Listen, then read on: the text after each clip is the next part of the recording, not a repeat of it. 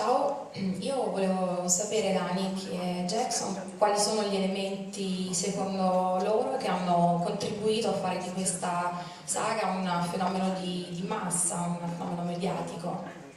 Che cosa ha fatto realmente la differenza?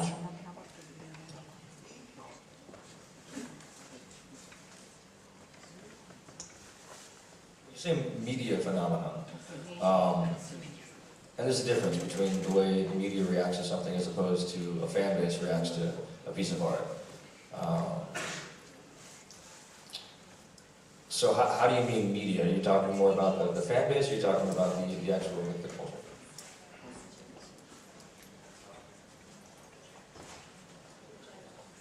Nikki, help me. I don't understand the question. Sometimes I think that women are an easy target, just in that, you know, the story revolves around, this is like an epic love tale, you know, and I think in general human beings connect with things that feel human, that feel universal, so tragedy, loss, love, and then what we tend to do in the entertainment industry is we take those things and we sort of elevate them just a little bit. So you have shows like Gilmore Girls, which portray a mother-daughter relationship, and it's absolutely perfect. And then you take this movie and it's like this love between Edward and Bella is just out of the realm of possibility and reality. I mean, it's unattainable. It's not real, and that's what makes it so magnetic. And I think that's why there's no specific demographic for this, because, you know, 12-year-old girls fantasize about having this, and women, you know, in their 40s, 50s, 60s think about when they had that first love, and it's sort of that like very naive love where you're literally willing to die for the person you want to be with, and that's what it is. And as you get older, I don't know if you feel this too, but as I've gotten older, you realize that real love is the kind of love where it's not about the sacrifice. It's not about what you have to give up to be perfect for that other person. It's just there. It's not always easy, but it's there. And that's why I've always been a little bit more fond of the relationship between Bella and Jacob. I don't know if I answered that right, but I tried.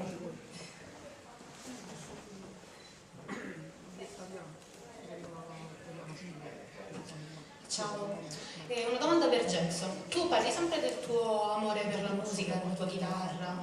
Durante il periodo di tu hai dovuto leggermente accantonare il tuo progetto con la tua band, One Hundred Monkeys. Adesso che hai finito, quali progetti hai? Come pensi di portare avanti questa tua carriera musicale? Grazie. I've been lucky in past year and a half to form my own production company and my own record label. And I've often gotten questions about, well, would I prefer more cinema or music? And they're completely different animals. They really are. You know, whenever I'm performing with the band, I get to see the audience. I get to stand on the stage much like this.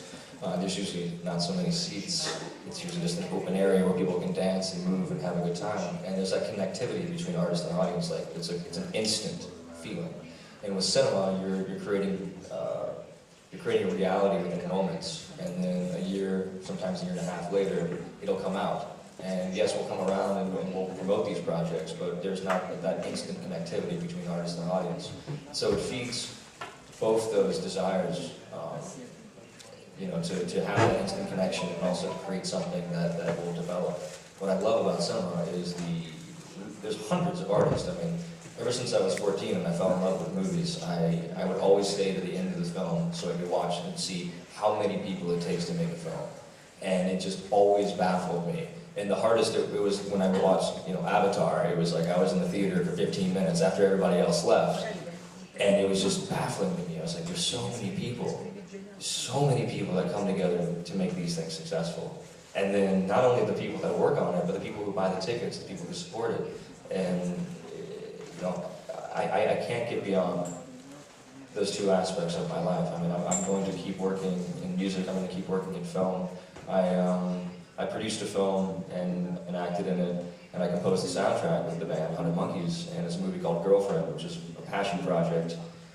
And that's honestly, I see myself going more in that direction of being able to, you know, act and make the music and, you know, hopefully do a lot more writing and eventually direct. I really see every day I'm on set, I pick the brains of the cinematographer, the director, the producers, you know, fellow actors, and I learn.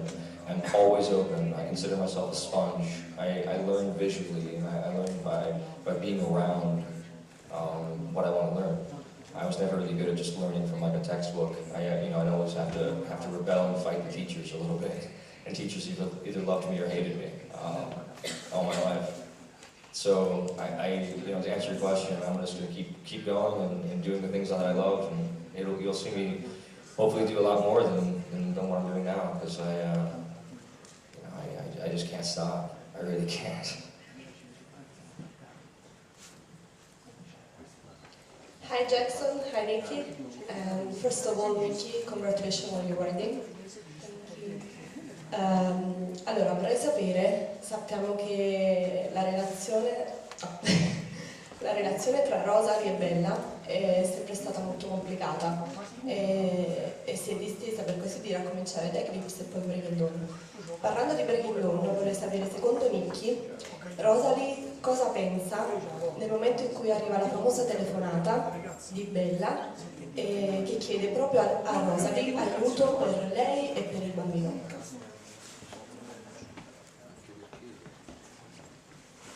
Stephanie Myers didn't write this, but I really believe that Rosalie wanted to have a purpose and wanted to be needed. Or maybe that was just myself as an actor feeling like I wasn't doing that. I suppose, I mean, she becomes, you know, Rosalie becomes Bella's everything in a sense. She's the only one there. And I actually haven't seen the movie yet. I forgot to say that when we started because things change from a book to a script to a film, so I don't know what's actually in there.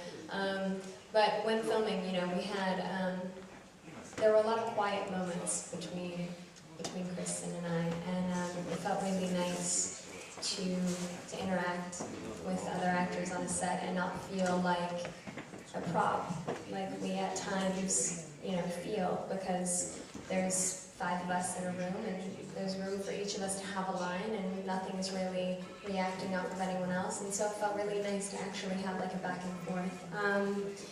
I was worried, as I said earlier, about that transition. Eclipse left off in sort of like a gray area with Bella. It was like, I don't hate you right now, but we're still not here with each other. So I don't know in the beginning of Breaking Dawn how they actually ended up doing that, but I hope it seems like a smooth transition.